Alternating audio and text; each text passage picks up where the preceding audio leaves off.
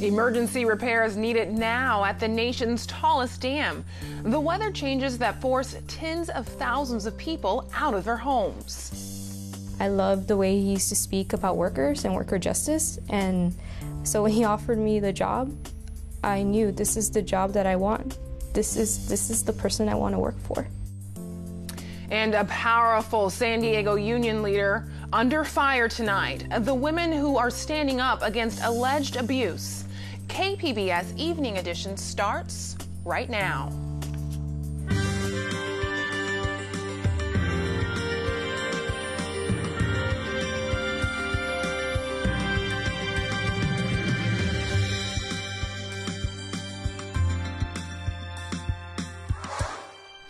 Good evening and thanks for joining us. I'm Ebony Monet.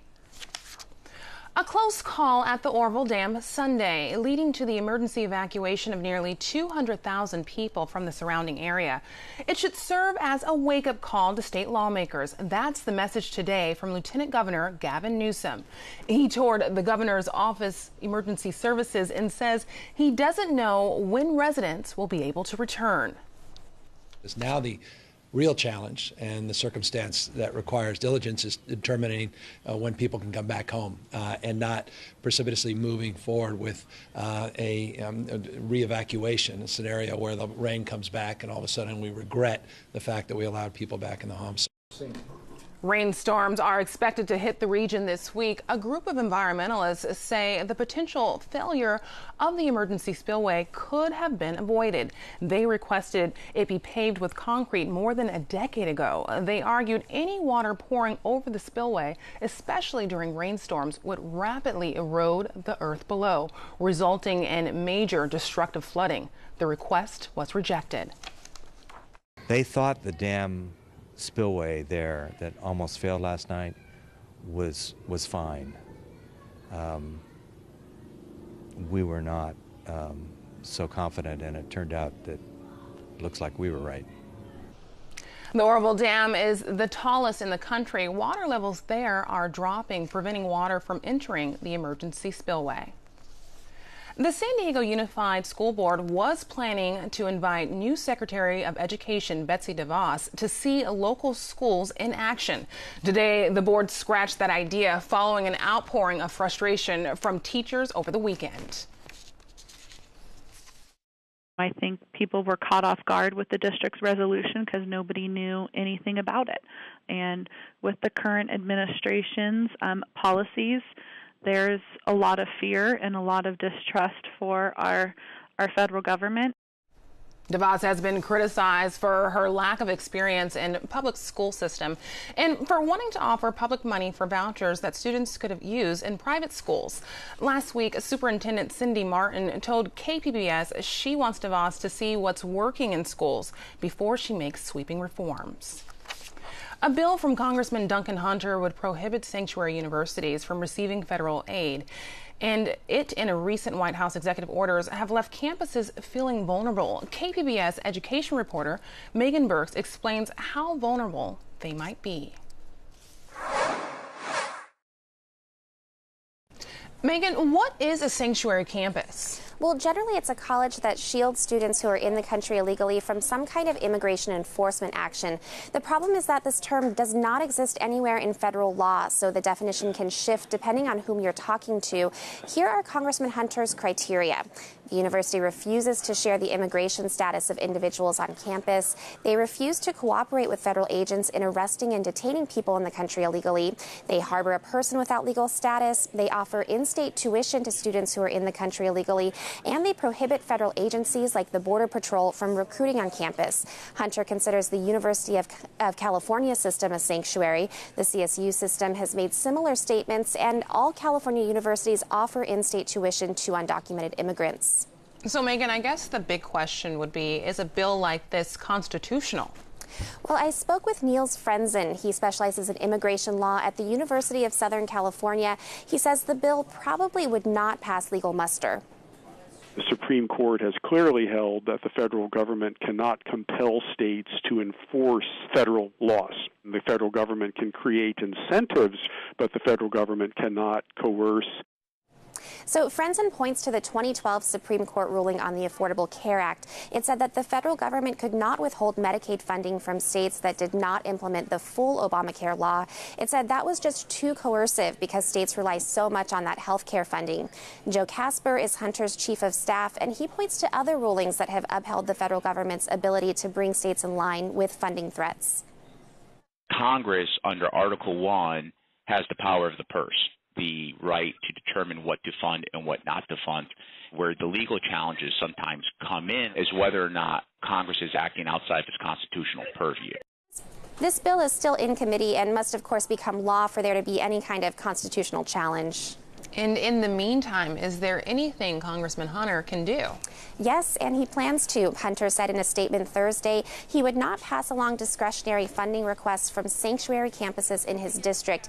Now, this would happen during appropriations and is not the student aid money campuses rely on. These would be grants, maybe for campus infrastructure or medical research. And to get that kind of funding, you really need a friend in Congress, and Hunter says it won't be him. Megan, thank you very much. During the president's first 100 days in office, we'll keep you up to date on what's going on with the Trump administration, on air and online at kpbs.org. Valentine's Day is traditionally a day for romance. Local health officials hope San Diegans will also take time tomorrow to get their blood pressure checked. KPBS health reporter Kenny Goldberg says the free screenings are part of the county's annual Love Your Heart Day. Medical volunteers will provide the screenings at some 170 sites countywide. High blood pressure increases one's risk for heart disease and stroke, but studies show most people with the condition don't know they have it.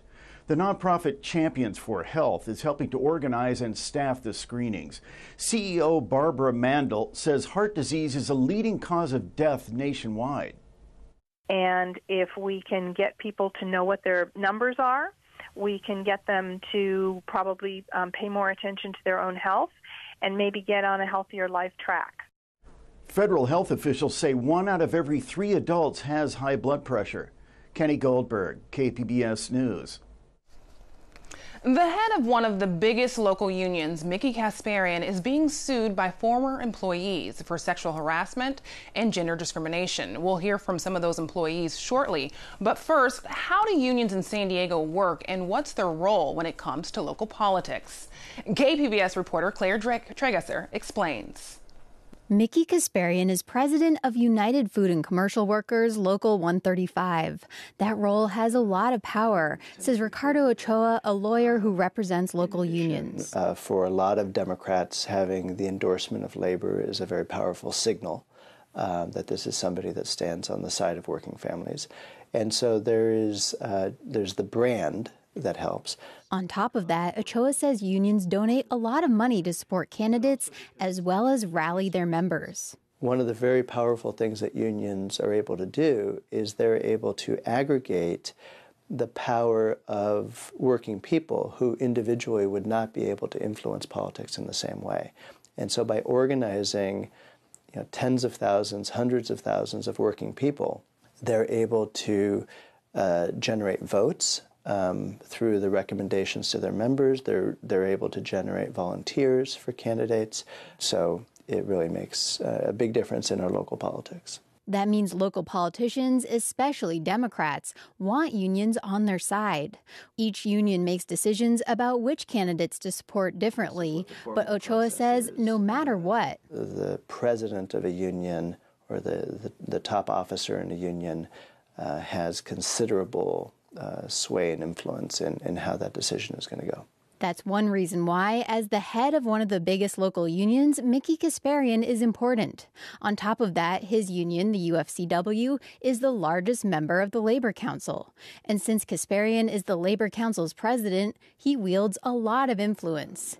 Ochoa says the Labor Council is like a union for other unions and is a powerful political force. The unions will come together in the Labor Council, pool their resources, and make endorsements, but also fund campaign activity. So fund precinct walking, fund mail pieces that are sent out to voters. Occasionally we'll fund television or radio commercials.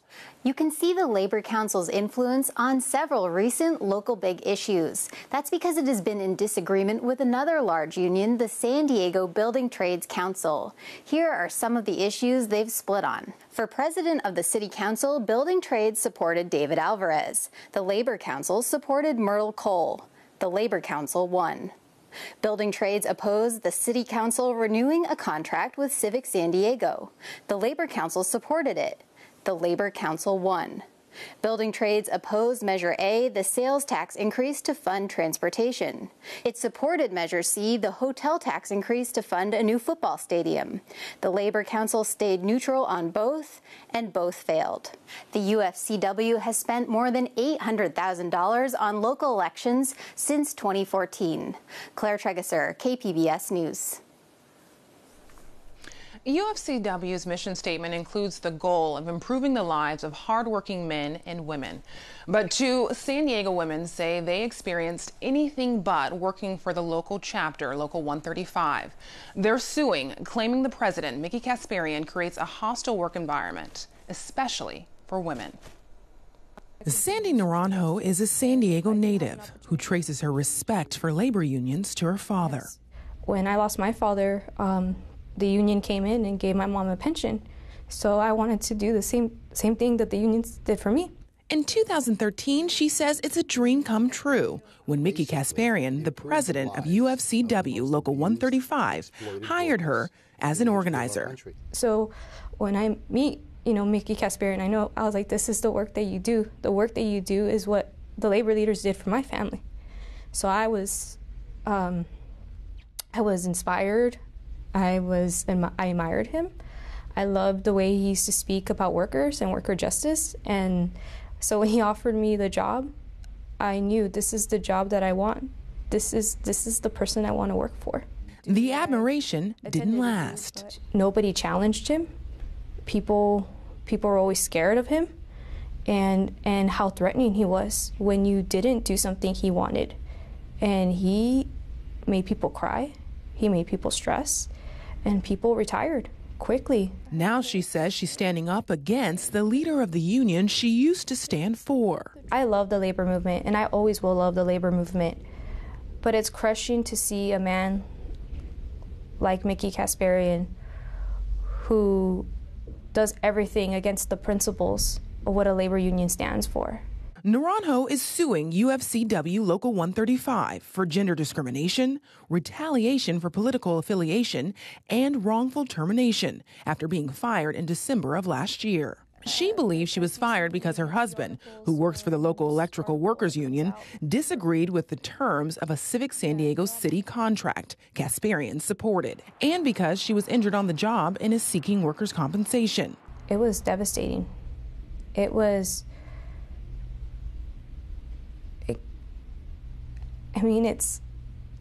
It's like I have my dream job. I have a lot of friends who are struggling to find their dream job, and I have it.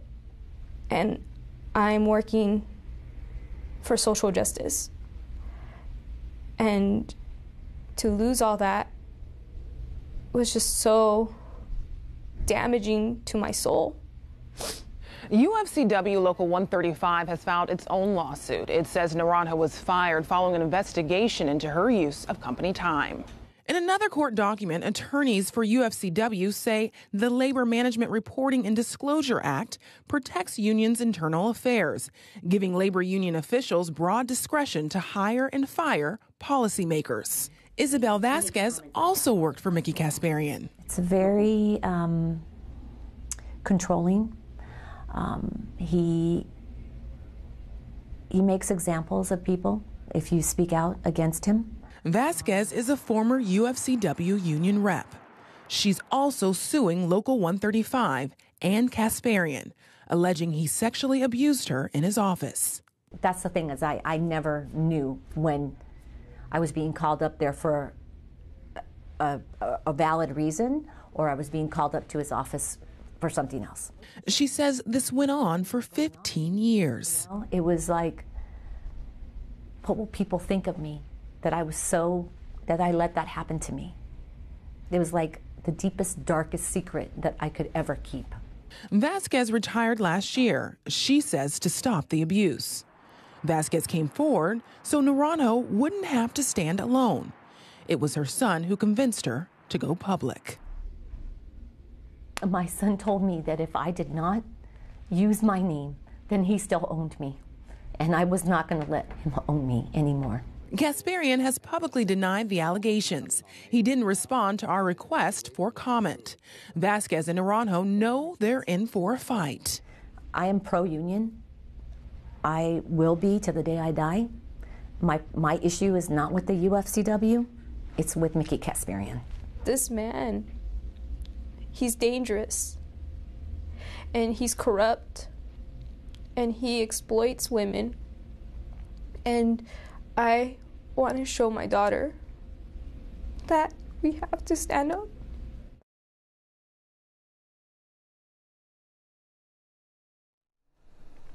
A current UFCW Local 135 employee has filed a formal complaint as well. She says she was demoted after speaking out in behalf of Vasquez and Naranjo.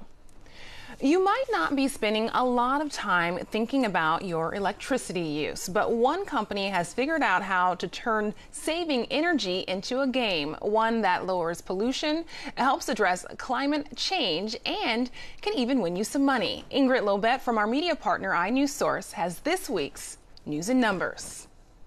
When you sign up with the company Ohm Connect, you learn a lot about how much electricity you use. The company alerts you when there's extra high demand on the electrical grid and prompts you to cut back to lessen the load. The easiest thing in the beginning is to just avoid big power usage. Anything, major appliances, a stove or an oven or a microwave, those are very large users of electricity. You give the company access to your utility bill, and they figure out how much electricity you saved during that special hour compared to what they projected you were going to use, and they give you points. The way that we would figure out, let's say we get an ohm hour tonight from 5 to 6 p.m. What you would do is you would take a look at that smart meter usage from 5 to 6 p.m. the previous 10 weekdays, and that's the average that establishes what this user is expected to use. For Steve Reed, cutting back is easy with a smart thermostat and smart outlets that automatically turn things off. And that's hands off. You don't have to actually do anything. You don't even have to think about it. You don't even have to be home. I mean, technically, if you left it on and went somewhere for a little bit, it would turn it off for you while you were gone. He estimates he cashes out $100 in points per year, but the main idea is more lofty. This is something that a user can take action on within a really short amount of time, and they can see the impact that they've been able to make from that action. It shows you where your power comes from and which unit near you might be able to stay turned off if enough people lower their use at peak times. So in 1 hour, on the kind of upper end, we've been able to save 14 megawatts of electricity. That's about the equivalent of 11,000 average-sized homes in California, all shutting entirely down at once. Or alternatively, 14 million hamsters are running on a treadmill. I'm Ingrid Lobet for KPBS partner iNewsSource. New signs up by the water at Imperial Beach tonight. Here's a look at the shoreline. Closed due to sewage flowing from the Tijuana River. Contamination warnings are up for now, and they'll stay up until the water is deemed safe again.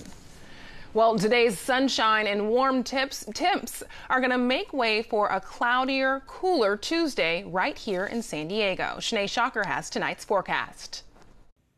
Southern California sitting in some pretty nice weather for the beginning of our work week. We take a look at our satellite radar. A lot of that wet weather held off towards our west. This area of low pressure that brought us that rain last week has continued to slowly move into the area of the Four Corners, dropping some snow as well as quite a bit of rainfall out towards New Mexico. Now, our next system is on the way, however, heading into this next week. You can see it just off the coast, starting to bring some heavier cloud cover, couple of showers around Northern California, but not quite reaching down into Los Angeles or San Diego County just yet. So in for tonight, we'll see increasing cloud cover. Looks like overnight hours over the next couple of days, we're going to start to see some lower cloud cover as well. And then that's going to stick with us into the early morning hours and then begin to dissipate as you head throughout the day. Our low tonight, 55 degrees, so fairly comfortable out there. Across the county, we're looking at those lower clouds moving their way in all the way into Ramona as well. 39 degrees for our low here, just below freezing out towards Mount Laguna at 30 degrees, and Borrego Springs sitting at a comfortable 50 out in the deserts. Moving into our Tuesday, warmer conditions. We do have an area of high pressure that's going to slide off towards the southeast in around the areas of the Four Corners, and then we're going to start to see warmer air come up from the south. So that's going to warm up much of California, and this is what's also causing the lower clouds as well as some of this fog with the moisture coming in as well as the warmer conditions. Now taking a look into late week, this is kind of our setup. So we've started to see this area of low pressure already bring some of that cloud cover into Northern California, but the dip in the jet stream eventually is going to head down into parts of Southern California, bringing some heavy rain, especially towards the latter half of this week. So really how this plays out moving forward along the coast, we're going to see mostly clear conditions all the way into Thursday, but our temperature is going to drop into the upper 60s here. And then on Friday, that's when we start to see the potential of some heavier rains here, especially along the coast. The winds are also going to increase with the passing of the sixth system, 61 degrees. And then we'll begin to taper out of that moisture as we head into our Saturday. Pretty much the same story inland. However, it is going to be a little bit warmer through Thursday, partly sunny conditions. And then we'll end the week with possibly some potentially heavy rain into our Friday as well. We're seeing those spotty showers stick around. And then we head into the mountains. Well, that wet weather is going to reach here over the weekend as well. Temps going to drop into the 50s. And then we're also sitting into the 60s on our Friday with some heavy rain. For KPBS News, I'm Shanae Shocker. Freaky Friday began as a children's book, got turned into a trio of films, and now makes it to the La Jolla Playhouse stage as a musical. We started to bring you this story on Friday, but we had to interrupt due to breaking news. Sorry to leave you hanging. Now, here's the full story with KPBS arts reporter Beth Accomando. Christopher Ashley is celebrating his 10-year anniversary as La Jolla Playhouse's artistic director by indulging in something he loves. Freaky Friday has long been one of my favorite books. I read it as a child. It's about a mother and a daughter who are so frustrated with each other that they wish that the other person could live their life for a day, and then their souls switch into the other body, and they have to experience the other person's reality and try to switch back. I'm Heidi Blickenstaff, and I start the show by playing Catherine Blake, but very soon after take on the 16-year-old Ellie Blake. And I'm Emma Hunton, and I start the show off as Ellie Blake, and then I soon become the mother, Catherine Blake. Oh, biology, what have you done to me? My over 40 soul is in a teen cliche. Oh, biology, why won't you set me free? 'Cause I'm not in control when hunger has its say, and hormones have their way. When I first got out of college, the first play I ever directed was a children's theater version of Freaky Friday. Disney's Freaky Friday, whether on stage or in any of its various film incarnations, is most definitely a comedy. But its fantasy tale of a mother and daughter switching bodies to see how the other half lives resonates differently against today's social turmoil. I feel like every theater piece you make this month feels like it's about the world and how crazy it is. So yeah, the question of like, what does it take to really understand someone else's reality is particularly hot topic right now. Without getting too political, what's been interesting, we did the first pass, the pilot production as we called it, in Arlington before the election, and now we're doing this again post-election, and I feel that it's even more important to tell the story of compassion and empathy. And also, our show is beautifully feminist. And it's led by two women, which is, it's hard, I think, to see a play or any musical where there are two women who are the main characters who help carry the show that are not romantically involved. And there's a beautiful message about loving your body in the show, no matter what size and shape you are, and there is an inclusivity in the show. Our cast is so beautifully multicultural. And like so diverse. I think like one of the most diverse companies I've ever had the pleasure of being a part of. We are telling a specific story, but in the specificity of our story, we also happen to be telling a story that is so human, and I think so many people can identify with. I'm the narrator. I got this. Something you thought you always understood, but then actually taking a day and walking in that person's shoes and having newfound love and respect for them. It's a privilege. It is absolutely a privilege to do this show and to be an actor in general right now. But Ashley's quick to point out that it's still very funny, and its message goes beyond contemporary politics. And hopefully it's a show that many generations can come to and experience together, and it leaves you leaving the theater feeling so warm and so kind of connected and inspired to hope about the possibilities of loving each other more and understanding each other better. And that's something we can all appreciate. Beth Accomando, KPBS News.